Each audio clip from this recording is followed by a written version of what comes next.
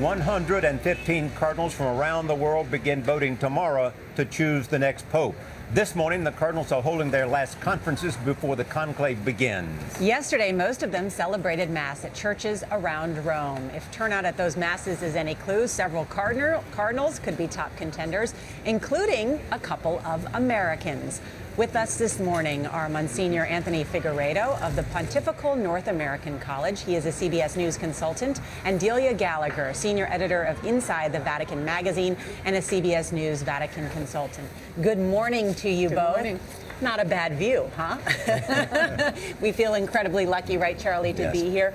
Let's talk about some of the Americans who have been mentioned. Of course, Cardinal Sean O'Malley of Boston, who is a Franciscan, Monsignor. But yesterday, he usually wears the very plain robes. Yesterday, he was in very ornate robes. Is he a contender? Well, thank you for coming to Rome. It's really good to be with you. You know, The pleasure is ours. a pope has to be a man of God. So a man of God is content, whatever robes he's wearing.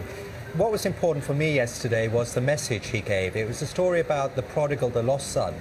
And the Cardinal said something of great interest to everyone. Whatever your situation is, you're welcome at the table of the Lord. One of the interesting things to me is Timothy O'Dolan, the cardinal from New York, has a personality. Is a charming man.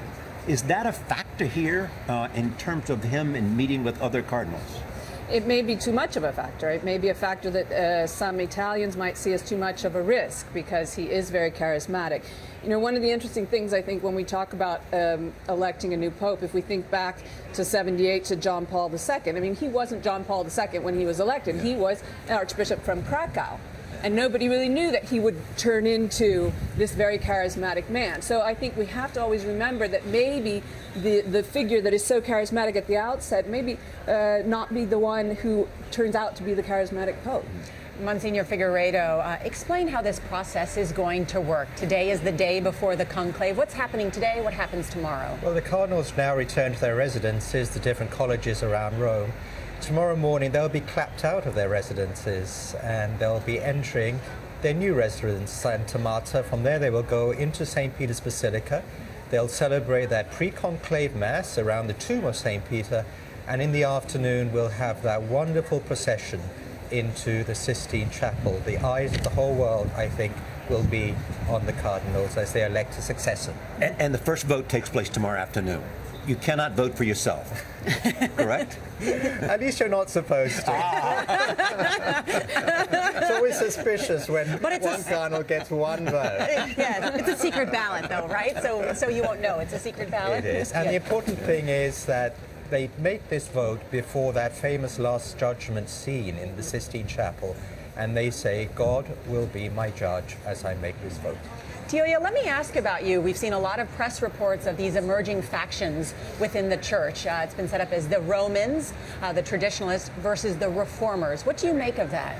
Well, I think in broad detail that's correct. I mean, there is a kind of status quo that wants to have their candidate, which they're saying is Scherer, Cardinal Scherer from Brazil, and then the reformers that want to go with, ironically, an Italian who is Scola, the Archbishop of Milan. So on broad lines, that's correct. What's interesting about that is that if those two can't get a majority, then that opens up the possibility of an American or an African and so on. So this will be the interesting thing to watch. What's interesting to me is the Archbishop of Milan is the champion of the reformers.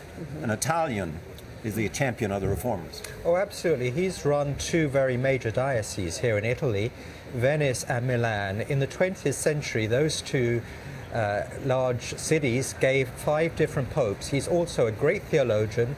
He is very media savvy and has the ability to reach out to people. That's the kind of pope we need. A good manager? He's an excellent manager, and certainly as we move forward, Charlie, we need someone who is able to deal with the difficulties that we've had here in the Curia.